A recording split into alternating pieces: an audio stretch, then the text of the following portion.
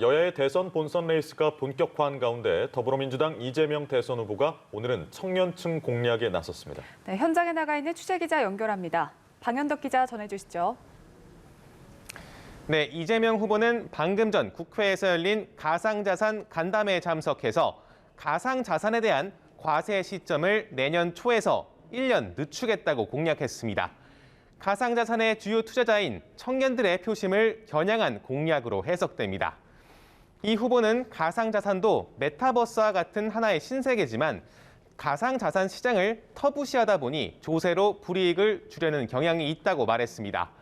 그러면서 청년들이 부동산이나 기존 자산 시장에선 도저히 경쟁이 불가능해서 새로운 시장 영역에 참여하고 있다며 이 길을 열어서 청년과 사회 취약계층에게 자산 형성의 기회를 갖도록 노력해주길 부탁한다고 회의 참석자들에게 강조했습니다.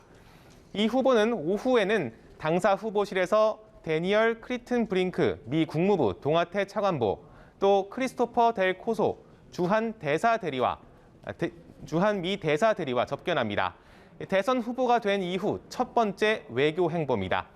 싱하이밍 주한 중국 대사와도 만나서 양국 관심사에 대해 이야기를 나눌 예정입니다. 이 후보가 지난 일요일 요소수 부족 사태를 놓고 긴급 회의를 주재하기도 한 만큼 관련 발언이 나올지 주목됩니다. 네, 국민의힘 윤석열 후보 상황도 살펴보겠습니다.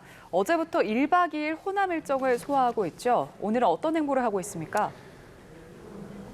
네, 어제 광주 5.18 민주묘지를 참배하고 사과문을 발표했던 윤석열 후보. 오늘은 목포 김대중 노벨평화상 기념관을 방문해서 김대중 전 대통령 흉상 앞에 머리 숙여 묵념했습니다. 윤 후보는 기자들과 만난 자리에서 김대중 전 대통령이 정적들을 용서하는 등 국민을 통합해 외환 위기를 극복하고 미래의 초석을 놓았다면서 자신도 집권하면 비판하는 사람들까지 포용하는 국정 운영을 하겠다고 밝혔습니다. 기념관 도착 직전에는 SNS에서 대통령이 되면 한일 관계 개선을 하겠다며 김대중 오부치 선언을 재확인하는 걸로 시작하겠다고 말했습니다. 기념관 밖에서는 윤 후보 방문을 반대하는 시민단체가 집회를 열면서 지지단체와 대치했는데 다행히 큰 충돌은 없었습니다. 윤 후보는 오후에 경남 김해 봉화마을로 이동해 고 노무현 전 대통령 묘역을 참배합니다. 목포에서 봉화마을 동서를 횡단하는 행보인데요. 중도층 표심을 잡기 위한 외연 확장의 시도로 해석됩니다. 예, 그리고 오늘 여야가 아들의 50억 퇴직금으로 논란이 된 무소속 곽상도 의원 사직안을 처리한다고요? 이 소식도 전해주시죠. 네, 그렇습니다. 잠시 후 오후 2시 반부터 열리는 본회의에 곽상도 의원 사직안이 상정됩니다. 곽 의원은 아들이 화천대유에 근무하다가 위로금과 퇴직금 명목으로 50억 원을 받아 논란이 되자 국민의힘에서 탈당하고 의원직 사퇴 의사도 앞서 밝혔습니다.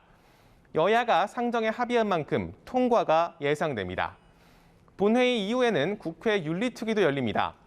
소속 시민단체에 피해를 끼친 의혹을 받는 무소속 윤미향 의원, 피감기관의 일감을 수주한 의혹 등을 받는 무소속 박덕흠 의원과 함께 비상장 주식을 제때 처분하지 않거나 심사받지 않은 무소속 이상직 의원과 국민의힘 성일종 의원에 대한 징계안을 심의합니다. 지금까지 국회에서 전해드렸습니다.